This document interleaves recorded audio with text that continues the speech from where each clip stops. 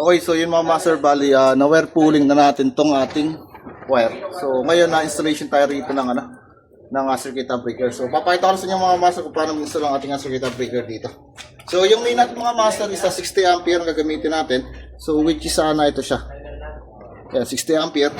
So sa pag-install ito mga master, so napakasimple lang. So tanggalin nyo lang yung kanilin natin dito sa ilalim.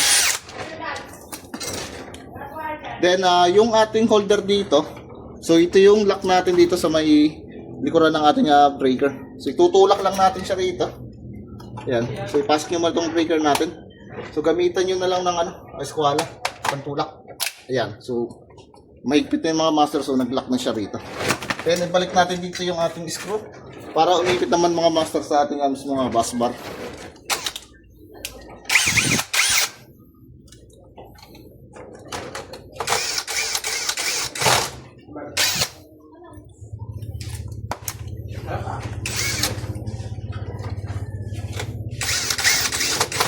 Okay, so next natin dito is 15 ampere. So 15 ampere natin isa para sa ilaw. So master, 15 ampere. Then tanggalin yung ulit yung ating screw. So ganito ang position yan, mga master.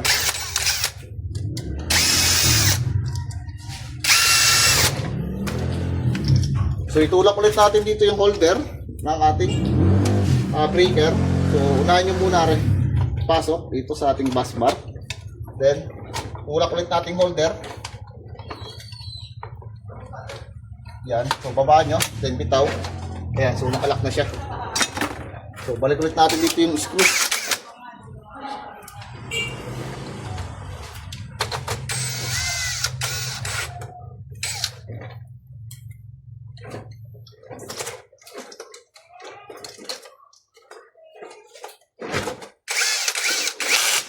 Okay, so next natin is 20 ampere para naman sa ating rep.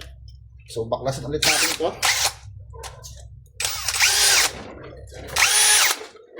So para di tayo mahirapan. So pasok. Then tulak ulit yung holder. Bitaw. So okay na. Then salpak ulit natin.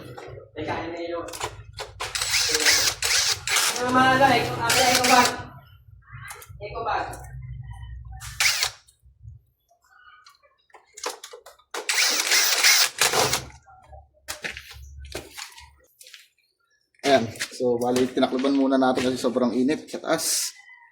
Then next natin isang 20 ampere naman para sa ating electric kettle.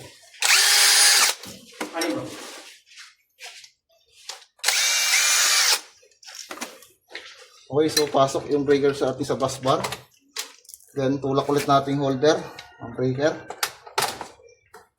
So, sabay dapat yan.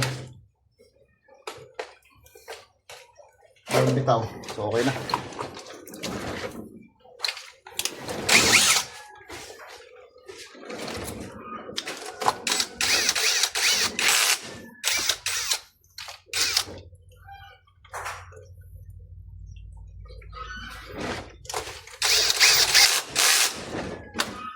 Okay, so last 20 ampere naman para sa ating outlet.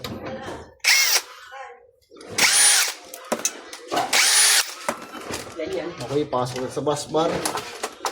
Then tulak ulit natin yung holder.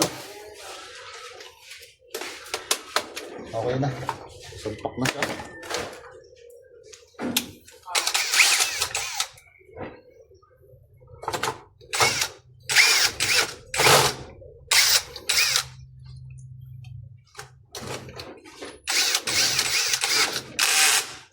Okay, so double check muna natin terminal dito. Kailangan na may ikot rin.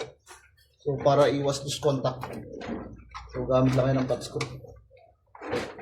So make sure na hindi mag-iinit yung ating breaker. So isa kasi sa mga nagiging dahilan natin, once na luwag yung ating mga terminal dito at gumamit tayo ng mga mabibigat na load, is possible na magkaroon tayo rito ng pagkasunog ng ating breaker. Pag melt kasi maluwag yung ating terminal dito. So yun lagi ang unyong check terminal para sure tayo.